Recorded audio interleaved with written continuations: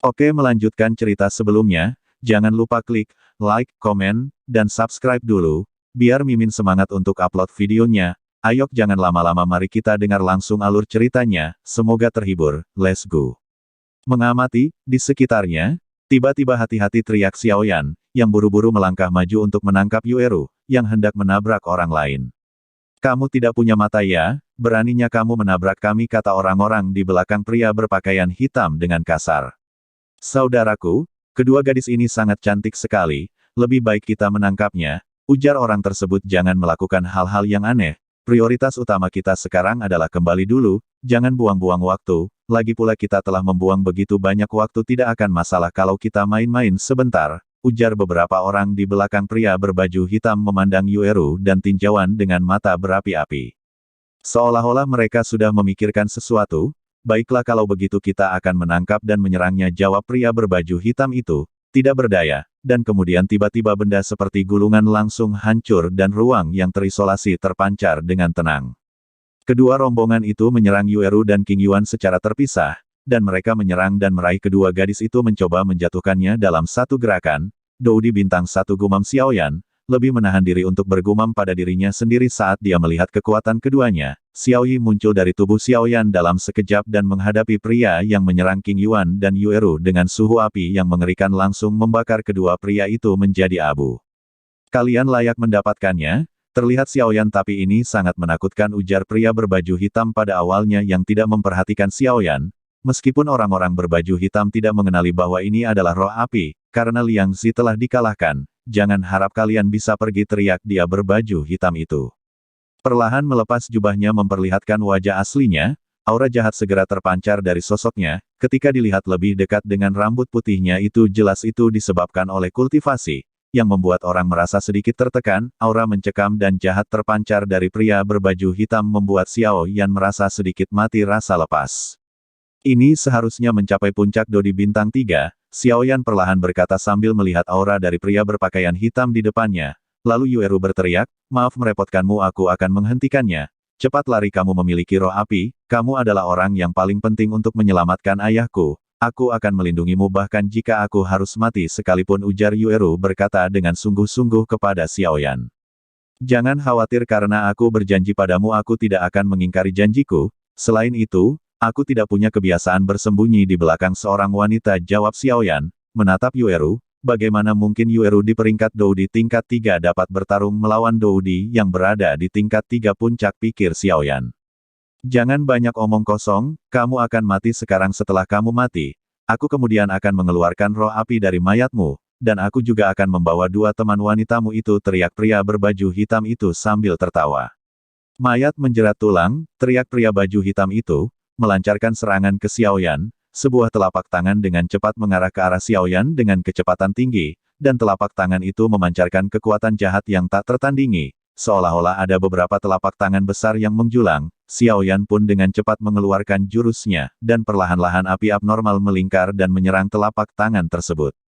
Xiaoyan menyadari dari api abnormal yang baru saja dia lancarkan, kekuatannya tidak lebih rendah dari keterampilan pertempuran peringkat surgawi, dan itu bahkan lebih hebat. Telapak tangan keduanya pun saling beradu, ledakan pun terjadi, riak energi kekacauan menghantam sekitarnya. Meskipun tabrakan kedua kekuatan dengan Xiaoyan barusan tampak biasa, orang-orang dengan mata yang tajam dapat melihat bahwa Xiaoyan yang dibantu oleh api yang berbeda lebih unggul.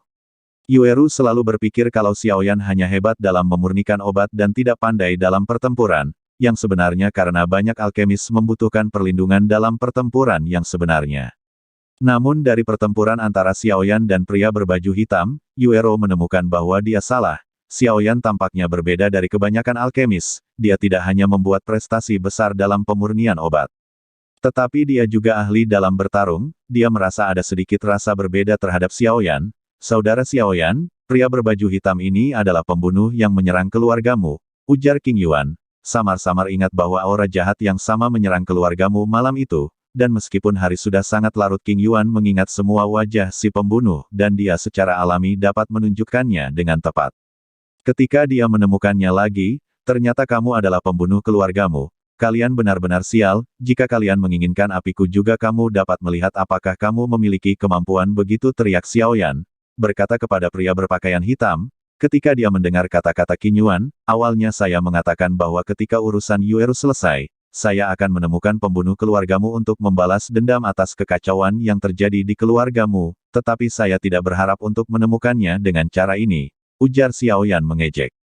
Tiba-tiba terdengar suara di telinga Xiaoyan, nafas ini terasa sedikit aneh, sepertinya ini aura ras jahat dunia lain, ujar Raja Naga Emas, dan ras jahat dunia lain telah bertarung dengannya puluhan ribu kali, dia sangat akrab dengan aura mereka, bisakah kamu mengatasinya? Raja Naga Emas bertanya pada Xiaoyan perlahan. Saya akan mencobanya, jawab Xiaoyan sambil mengeluarkan jurusnya. Tianwo Sunse berubah, lalu riak energi yang menakutkan perlahan menjadi tenang. Bagaimana ini bisa terjadi, ujar pria berbaju hitam itu, tidak bisa tidak kehilangan hanya dia yang memiliki kekuatan hebat. Merasakan rasa takut terhadap kekuatan Xiaoyan. Anak ini memiliki peningkatan yang mengerikan, ujarnya. Ngeri, ada begitu banyak rahasia dalam diri anak laki-laki ini. Pertama roh api. Kemudian metode rahasia peningkatan kekuatan jangka pendek yang menakutkan ini, dan api surgawi. Aku semakin tertarik pada anak ini, ujar pria berbaju hitam itu dalam hati. Meskipun pria berbaju hitam itu terkejut, tetapi kekuatan dan peringkatnya lebih tinggi daripada Xiaoyan, yang membuatnya yakin bisa mengalahkan Xiaoyan. Bagaimanapun metode rahasia adalah kekuatan eksternal, dan saya berada pada tingkat yang sama dengan puncak bintang 3. Sekarang saya akan menunjukkan kepada Anda kekuatan Dou di puncak bintang 3 yang sebenarnya. Semua yang Anda andalkan pada akhirnya akan takluk terhadap kekuatan absolutes saya, ujar pria berbaju hitam memandang Xiaoyan dengan tidak senang. Jangan banyak omong kosong, jawab Xiaoyan juga berkata kepada pria berpakaian hitam, karena pria berpakaian hitam di depannya adalah pembunuh keluargamu, maka dia tidak bisa dilepaskan. Aura Dou di tingkat 3 puncak terus memancar dari pria berbaju hitam, dan kekuatan besar itu samar-samar berubah menjadi naga energi yang melayang di atas pria berbaju hitam itu, terus-menerus mengaung. Qin Yuan dan Yueru merasakan fluktuasi menakutkan dari naga energi itu, sesuatu sedang disiapkan dengan tenang, di telapak tangan Xiaoyan, diam-diam menatap pria berbaju hitam di depannya. Xiaoyan, jangan terlalu dipaksakan, kalau kamu tidak mampu kita akan mundur dulu sementara, teriak Yueru, yang tahu jelas tentang perbedaan kekuatan antara Dou di peringkat 1, dengan Dou di peringkat 3 puncak, bahkan jika Xiaoyan itu sedikit berbeda, kesenjangannya sangat besar. Kata-kata Yueru tidak hanya untuk menyelamatkan nyawa ayahnya tetapi juga bentuk perhatiannya kepada Xiaoyan. Udah, jangan khawatir, karena saya telah menemukannya, saya harus menyelesaikannya. Selain itu jika kita tidak menghentikan mereka di sini mereka akan datang kepadamu cepat atau lambat, jawab Xiaoyan. Sepertinya melihat apa yang dipikirkan Yueru. Jiwa seorang alkemis tingkat tinggi sangat lezat rasanya, dari keluargamu beberapa hari yang lalu benar-benar tak terlupakan, tapi saya yakin Anda tentu lebih lezat dari keluargamu, ujar pria berbaju hitam menatap Xiaoyan dengan ganas.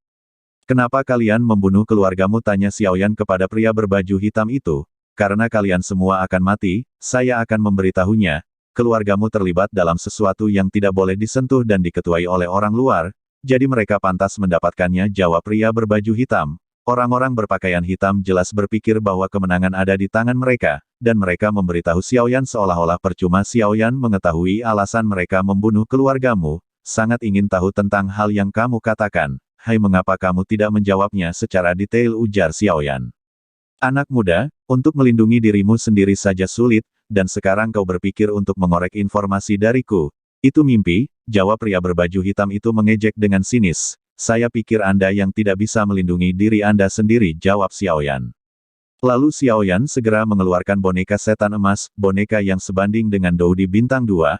Anak muda, kau benar-benar penuh dengan harta karun. Sebelum pria berbaju hitam itu selesai berbicara, tinju emas yang ditutupi oleh boneka iblis emas menyerangnya. Tinju pria berbaju hitam dan tinju boneka iblis masing-masing itu beradu, menimbulkan ledakan hebat. Terlihat pria berbaju hitam jelas mundur beberapa langkah, karena kekuatan tinju lawannya, dan segera menstabilkan sosoknya, sementara pupil abu-abu boneka iblis emas dan tubuh perunggu emas tampak berfluktuasi. Jelas setelah pemurnian guntur pil 9 warna, meskipun belum sepenuhnya berevolusi ke tingkat boneka iblis emas, kekuatan boneka iblis emas tidaklah lemah. Bagaimana mungkin boneka ini agak aneh, ujar pria berbaju hitam itu. Tidak menyangka bahwa boneka ini yang sebanding dengan Dou di bintang 2 akan begitu kuat. Setelah beradu pukulan, dia menemukan bahwa boneka ini sebenarnya ditutupi dengan kekuatan guntur, Pukulan yang tampaknya sederhana itu pada kenyataannya ternyata ditutupi dengan kekuatan guntur. Tidak heran dia dapat membuat diri saya mundur beberapa langkah. Pertarungan antara boneka iblis emas dan pria berbaju hitam terus berlanjut. Melihat boneka iblis emas yang hampir tidak bisa bertahan, Yueru dan King Yuan juga menggigit bibir mereka dengan rata. Karena mereka berdua tahu jika boneka iblis masih kalah dalam pertempuran maka Xiaoyan pun akan tamat. Melihat kekhawatiran dua gadis tersebut tiba-tiba Xiaoyan mengeluarkan jurusnya kembali Huang Kuan Tianwu. Xiaoyan akhirnya mengeluarkan integrasi api teratai kemarahan Buddha. Biji teratai halus yang mengambang di telapak tangan Xiaoyan yang memancarkan kekuatan mengerikan, membuat orang-orang merasakan efek panas membara. Tepat ketika pria berbaju hitam itu lengah, Xiaoyan menyelesaikan integrasi teratai kemarahan Buddha, tetapi dia tidak terburu-buru untuk bergerak, karena Xiaoyan juga tahu bahwa pria kuat seperti pria berbaju hitam akan menyadari kekuatannya. Lalu Xiaoyan segera mengeluarkan kekuatan jiwa untuk menyerangnya setelah serangan jiwa berhasil. Dan pria berbaju hitam jatuh ke dalam periode stagnasi yang singkat. Waktu itu adalah waktu yang paling tepat untuk menyerang dengan api lotus Buddha, dan Xiaoyan percaya bahwa hanya dengan satu pukulan akan menentukan pemenangnya. Ledakan pun berkecamuk dan pria berbaju hitam itu memuntahkan seteguk darah tetapi tidak membuatnya tumbang. Apakah itu gagal? Xiaoyan bergumam sambil menatap pria berbaju hitam itu. Itu adalah kekuatan jiwa yang sangat kuat. Tapi aku telah menyiapkannya, ketika saya berhadapan dengan Anda para alkemis, hanya untuk mencegah jiwa Anda menyerang. Satu-satunya cincin di jari pria kulit hitam itu rusak, jelas sebagian besar serangan jiwa Xiaoyan dilawan oleh kekuatan di cincin pria berbaju hitam tersebut, sehingga itu tidak menyebabkan banyak kerusakan pada pria berbaju hitam. Pada akhirnya, hari ini kau akan mati, ujar pria berbaju hitam itu.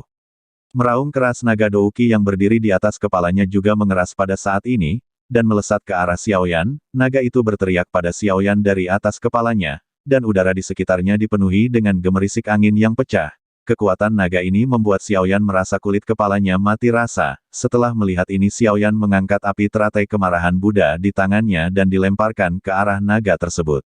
Lalu pria berbaju hitam itu tiba-tiba berteriak. Xiaoyan tahu betul bahwa ini jelas merupakan gejala serangan jiwa. Ternyata pada saat kritis ini King Yuan melancarkan serangan, dan cahaya putih memancar dari King Yuan untuk mengenai pria berbaju hitam. Serangan jiwa yang baru saja diluncurkan King Yuan bahkan lebih kuat dari yang dikeluarkan Xiaoyan tadi. Rahasia apa yang ada di King Yuan? Meskipun Xiaoyan bingung pada saat ini, tetapi krisis belum terselesaikan saat ini, dia tidak bisa melepaskan kesempatan sekilas ini. Lalu Xiaoyan mengeluarkan lagi api teratai kemarahan Buddha di tangannya, dan melemparkannya ke pria berbaju hitam itu, yang sedang terdiam karena pria berbaju hitam itu diserang oleh jiwa dan jatuh ke dalam periode stagnasi yang singkat. Naga banjir mengerikan yang baru saja keluarkan hilang seketika, tapi teratai kemarahan Buddha mengenai pria berbaju hitam itu. Berada dan kekuatan penghancur yang mengerikan menghancurkan bagian kecil tempat itu, semua rombongannya terpental dan Xiaoyi memancarkan penutup pelindung besar untuk melindungi Yueru dan King Yuan yang juga terengah-engah melihat tepat di tengah ledakan. Dan bergumam pada dirinya sendiri, aku harap kamu tidak mati karena saya masih harus membiarkan Xiaoyan menghabisi musuh-musuhnya.